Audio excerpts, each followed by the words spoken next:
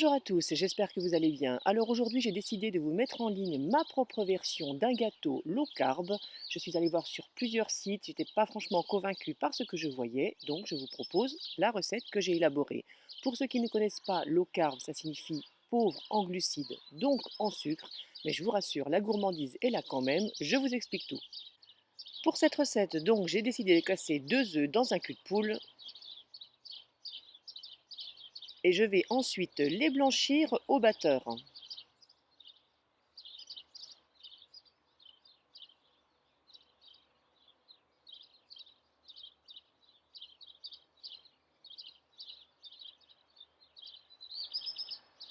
Quand c'est fait, vous ajoutez 100 g de sucre. Alors attention, naturellement, là, c'est un substitut de sucre que j'ai utilisé.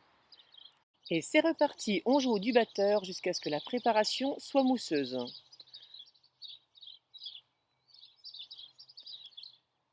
À ce moment de la recette, vous allez ajouter 70 g de beurre fondu. On continue à battre.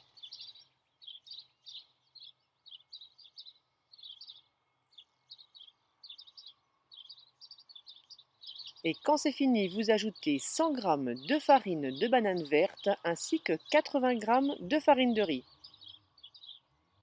Vous complétez la recette avec 11 g de poudre à lever. Vous avez remarqué que jusqu'à présent, je n'ai utilisé que des farines sans gluten. On continue à mélanger au batteur. Dans un premier temps, je vous conseille de vous servir de votre batteur comme d'une cuillère parce que sinon, la poudre de riz, la farine de riz, pardon, vous allez en retrouver partout sur le plan de travail.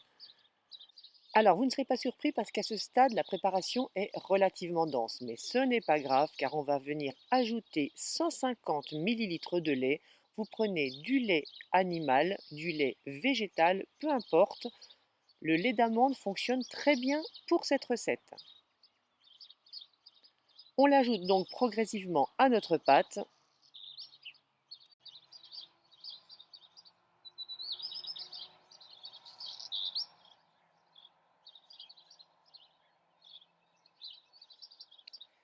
Il ne vous reste plus qu'à débarrasser la pâte dans un moule beurré rectangulaire ou rond, peu importe le moule de votre choix, mais je vous mettrai les dimensions de celui-ci sous la vidéo ainsi que la liste des ingrédients naturellement.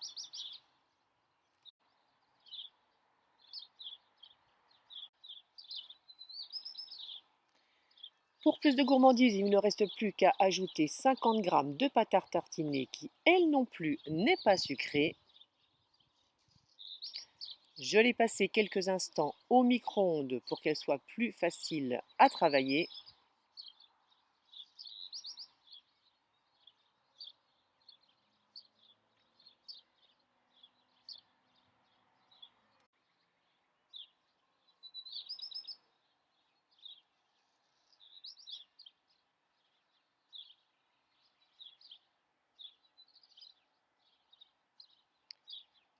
Quand c'est terminé, direction le four 45 minutes à 175 degrés, chaleur tournante.